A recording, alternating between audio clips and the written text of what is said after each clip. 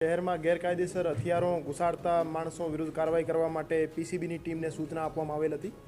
PCB PI Shri M R Gondaliya સાહેબના નેતૃત્વમાં PSI Shri R K Jadeja અને તેમના સ્ટાફ કુલદીપસિંહ જાડેજા, વિજયભાઈ મહેતા અને યુવરાજસિંહ રાણાને એક બાતમી મળી હતી। આ બાતમીના આધારે ગઈકાલે રાત્રે કુવાડવા પોલીસ સ્ટેશન વિસ્તારમાં બે માણસોને 5 દેશી બનાવટના ગેરકાયદેસર હથિયાર અને 20 કાર્ટ્રીજ સાથે અરેસ્ટ કરવામાં આવેલ હતા અને પૂછપરછ દરમિયાન જાણવા મળ્યો કે એ જે મુખ્ય સપ્લાયર છે જેનું નામ શકીલભાઈ સાદિકભાઈ મંસૂરી છે એ ધાર જિલ્લાથી આવતો હતો અને અહીંયા રેગ્યુલર હથિયાર સપ્લાય કરતો હતો અને અગાઉ પણ ચોટીલાના રહેવાસી અને થાનગઢના રહેવાસી 3 બીજા આરોપીઓને હથિયાર સપ્લાય કરી ચૂક્યો છે।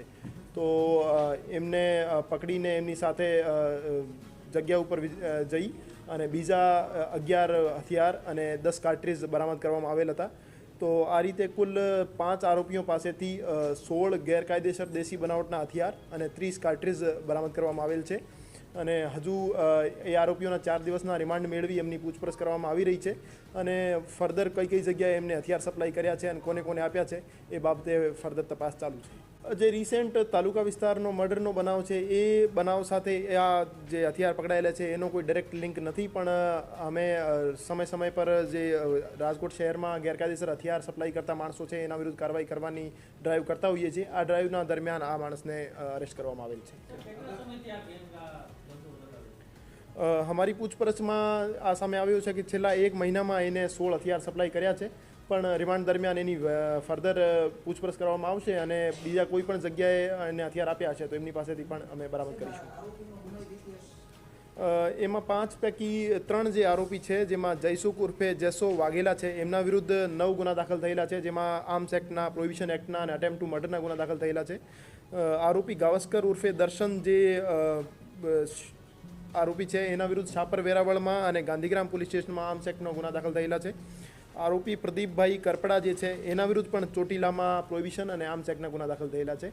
બીજા જે 2 આરોપી છે એમના વિરુદ્ધ કોઈ ગુનો દાખલ થયેલો નથી।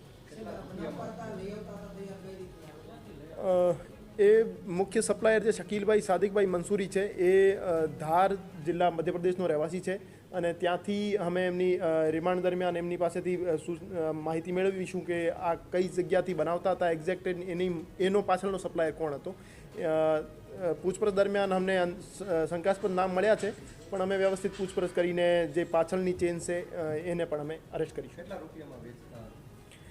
ઓન એન એવરેજ 10 થી 15 હજાર એમની રેટ હતી, જેમાં લોકલ સપ્લાયરને આપતા હતા।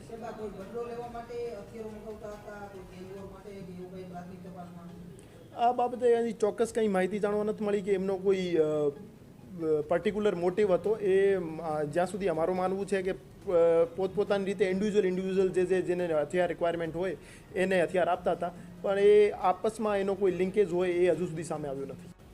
અમે આ જે હથિયાર સપ્લાયર કાર્ટેલ છે એની વ્યવસ્થિત પૂછપરછ કરવાના છીએ અને આ સિવાય પણ સૌરાષ્ટ્રમાં જે પણ હથિયાર સપ્લાયર છે એને બાબતે અમે કાર્યવાહી કરી રહ્યા છીએ અને જૂના જે પણ તમામ હથિયાર ધારાના ગુનાઓમાં પકડાયેલા આરોપી છે તમામની પૂછપરછ અત્યારે અમે કરી રહ્યા છીએ અને સૌરાષ્ટ્રમાં હથિયાર સપ્લાયની કાર્ટેલને અમે તોડવા માટે પ્રતિબદ્ધ છીએ।